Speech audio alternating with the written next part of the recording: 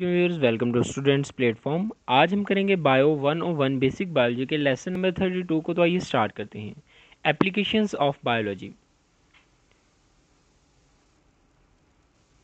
जब भी हम एप्लीकेशन ऑफ बायोलॉजी के फ़वाइद की बात करते हैं तो हमारे जहन में एक ही वर्ड आता है, वो है बायोटेक्नोलॉजी। बायोटेक्नोलॉजी को डिफाइन करते हैं is the use and manipulation of biological processes organisms and system to manufacture products to improve the quality of human life. Biotechnology के अंदर इंसानों और दूसरे जानदारों की फलाह बहबूद के लिए इस तरह की प्रोडक्ट्स बनाई जाती हैं।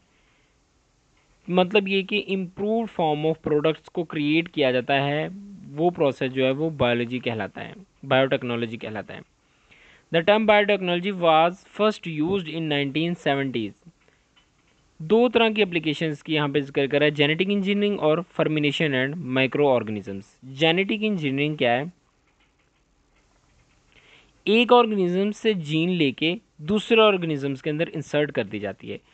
हम चाहते हैं कि इस एक जानदार की खसूसियात दूसरे जानदार के अंदर भी प्रोड्यूस हों, तो हम उसकी जीन लेके वो मखसूस जीन जो जिसकी वजह से उसके अंदर वो खसूसियात हैं उस जीन्स को लेके निकालते हैं और दूसरे ऑर्गेनिज्म में डाल देते हैं। और दूसरा ऑर्गेनिज्म है उसके अंदर भी वो वाली खसूसियात जो हैं वो आ जाती हैं, हमारी रिक्वायर्ड खसूसियात जो।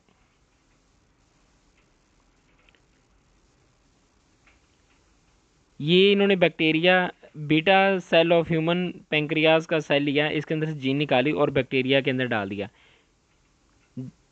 ट्रांसजेनिक बैक्टीरिया बन गया। वो ऑर्गेनिज्म जिसके अंदर जीन को इंसर्ट किया जाता है ना, उसको ट्रांसजेनिक कहते हैं। ट्रांसजेनिक बैक्टीरिया यानी जिस बैक्टीरिया के अंदर हम जीन्स इंटर करते हैं उसको ट्रांसजेनिक बैक्टीरिया कहते हैं। इकोलाई है इसकी एग्जांपल जो है। इकोलाई एक ट्रांसजेनिक बैक्टीरिया है। माइक्रोस्कोपिक ऑर्गेनिजम्स जो है ना, ये है बायोटेक्नोलॉजी के अंदर जो यूज़ होता है। इसके अंदर की वो इसकी बहुत सी टाइप्स हैं, बहुत सारी एग्जांपल, इतनी जितनी टाइप्स हैं उस हिसाब से उसका इस्तेमाल भी ज़्यादा है। ये बैक्टीरिया डिजीज़ को प्रोड्यूस नहीं करते, ये नॉन पैथोजेनिक होते हैं। नॉन पैथोजेनिक बैक्टीरिया वो होते हैं जो कि डिजीज़ लेस होते हैं, डिजीज़ प्रोड्यूस नहीं करते।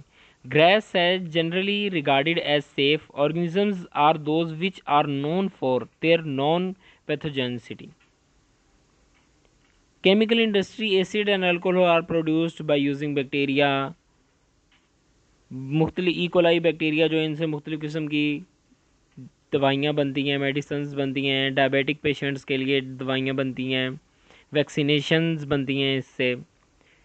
ट्रांसजेनिक बैक्टीरिया से हम को फूड इंडस्ट्री में भी इस्तेमाल कर सकते हैं। इससे योगरेट, चीज़, सोर क्रीम्स बनाए जाते हैं, ब्रेड बनाई जाती हैं, इससे ड्रिंक्स में यूज़ होता है यीस्ट जो है।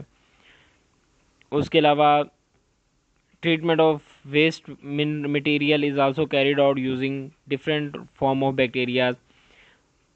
वेस्ट मटेरियल जो है उसको ख़त्म करने के लिए गलने सड़ने की मदद के अंदर का हमने पढ़ा था ना कि बैक्टीरिया मदद करता है, तो बैक्टीरिया को यूज़ करते हैं जिससे पोल्यूशन जो है वो कम होती है। ट्रांसजेनिक प्लांट्स हैं, प्लांट्स जिनके अंदर हम एक स्पेशल जीन को इंटर करते हैं, वो ट्रांसजेनिक प्लांट्स होते हैं। वायरस रेजिस्टेंस क्रॉप्स बनाई जाती हैं, कॉटन क्रॉप्स हो गई। इंसेक्ट रेजिस्टेंस क्रॉप्स बनाई जाती हैं इसकी मदद से।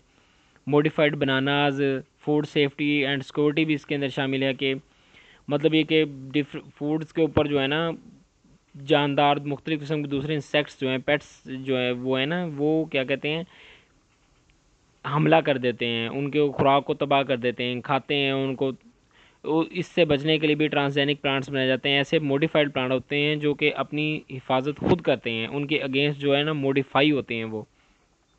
ट्रांसजेनिक एनिमल्स हैं, वैसे एनिमल्स जिनसे ख़ास किस्म के एनिमल्स बनाए जाते हैं, जीन्स इंटर की जाती हैं। मतलब ज़्यादा दूध देने वाली जानवर हो गए, ज़्यादा गोश्त बनाने के लिए जानवर इस्तेमाल किए जाते हैं, ज़्यादा गोश्त वाले अंडे, ज़्यादा अंडे देने वाली मुर्गियाँ। ये सारी चीज़ें ट्रांसजेनिक एनिमल्स ही होते हैं जो कि ये चीज़ें प्रोड्यूस करते हैं। फर्मेंटेशन पाथवेज है, माइक्रो ऑर्गेनिजम्स जो हैं उनके थ्रू फर्मेंटेशन का अमल किया जाता है। फर्मेंटेशन के अंदर क्या होता है कि बहुत सी यूज़फुल प्रोडक्ट्स बनाई जाती हैं, कमर्शियली प्रोडक्ट्स प्रोड्यूस की जाती हैं।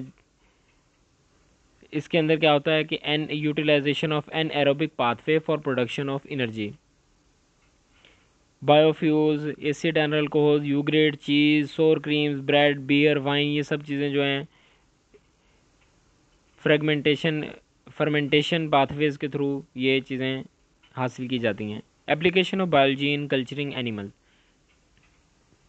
Animals are traditionally cultured for their products. Meat हासिल करते हैं फिशेस से, चिकन से, गोट से। मिल्क हासिल करते हैं काउस बफेलो से, एग्स हैंस और डक्स से। वूल हम शीप से हासिल करते हैं। लेदर भी हासिल करते हैं इनकी स्किन से। हनी बी से हनी हासिल करते हैं। Silk from silk worm. Animal cultures की कुछ टाइप्स हैं, इनको हम बारी बारी देखते हैं। एनिमल कल्चर के अंदर पहला है एक्वा कल्चर। एक्वा कल्चर पानी के अंदर रहने वाले जानवरों का कल्चर है। Fish farming, prawn culture, fishes को पाला जाता है, मछलियों को पाला जाता है, उनसे फिर गोश्त, उनसे पैदावार बढ़ाई जाती है उनकी, उनका गोश्त खाने के लिए इस्तेमाल होता है। जो सीपी है उसके अंदर से पर्ल निकलता है, मोती, जो बहुत कीमती होता है, बहुत महंगा मोती होता है। उसके अलावा भी बहुत से इसके फ़ायदे हैं। इसके अंदर क्या है कि biology helps in improvement of fish varieties and also extraction of various products from these. Selection of fishes in fish pond. Herbivores को अलग रखते हैं, कार्निवर्स को अलग रखते हैं। अगर हर्बी और कार्नि को इकट्ठा रखेंगे तो पॉसिबिलिटी है कि मछलियाँ ही आपस में एक दूसरे को नुकसान पहुंचाएंगी, एक दूसरे को खा जाएंगी। ये फ़िश की एग्जांपल दी गई है। और ऑर्नामेंटल फ़िश है एक्वाकल्चर के अंदर। फीड के अंदर कह रहा है which is good for their maintenance. Disease, how can we handle disease के अंदर ये भी requirements for healthy culture in small to large aquaria. Sericulture जो है, सीरीकल्चर जो है culture of silk moth for making silk on mulberry. रेशम के कीड़ों को पाला जाता है, मलबेरी के पत्तों के ऊपर उनको रखा जाता है, उनकी परवरिश की जाती है। इसको सेमीकल्चर कहते हैं, सीरीकल्चर कहते हैं। It is the popular home industry in many part of the world. Silk produce होती है। डिजीज़ इन मोथ और larva can result in huge loss. तो डिजीज़ से भी बचा जाता है। इनको इस तरह की ट्रीटमेंट की जाती है, इस तरह के माहौल में रखा जाता है कि अगर कोई डिजीज़ अक्कर होती है तो उसका टाइम पर पता चल जाए, फिर उसकी ट्रीटमेंट, ये सारा कुछ इसके अंदर शामिल है। डेयरी और पोल्ट्री के अंदर क्या है कि मीट, मिल्क, वूल, एग, ये सब चीज़ें हासिल करने के लिए डेयरी और पोल्ट्री का कल्चर होता है। एपीकल्चर मतलब हनी बी का कल्चर। इसके अंदर शहद की मक्खियों को रखा जाता है, इनको पाला जाता है। Honey bee is a social insect and lives in large colonies. इनके अंदर क्वीन बी होती है, ड्रोन्स होते हैं और वर्कर्स होते हैं हनी बीज के अंदर।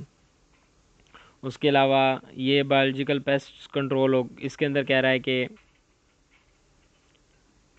a large number of organisms damage the useful plants or animals and can cause huge losses। तो इस तरह की सूरत के अंदर इनको कैसे ख़त्म करना है, इनको कैसे कंट्रोल करना है, क्योंकि जो अगर ये जो एनिमल्स जानदार हैं दूसरे जो के खुराक को खाते हैं, तो अगर ये खुराक को इस्तेमाल कर देंगे तो इंसानों के लिए खुराक की कमी हो जाएगी। जिस और जितना मतलब इनकम लगी है एक फसल तैयार करने पर जितने पैसे लगते हैं, अगर ये जानदार खुराक को खाकर ख़त्म कर देते हैं या कम कर देते हैं, तो फिर जो इनपुट है वो आउटपुट जो है उसकी बहुत ज़्यादा कम होगी और ये चीज़ लॉस में जाएगी।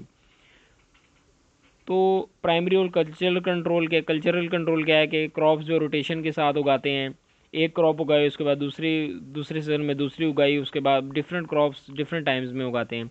केमिकल कंट्रोल क्या है, डिफरेंट काइंड्स की केमिकल इंसेक्ट किल केमिकल्स अद्वियात यूज़ करते हैं ताकि जानदार मर जाएं। इसका ये है कि नुकसान जो है ये केमिकल जो हैं फसल के ऊपर भी लगते हैं और इंसानों के जिस्मों के अंदर भी जाते हैं, जो कि हेल्थ के लिए नुकसानदेह हैं। बायोलॉजिकल कंट्रोल के अंदर क्या है कि पेट्स आर कंट्रोल्ड और किल्ड बाय लिविंग ऑर्गेनिजम्स।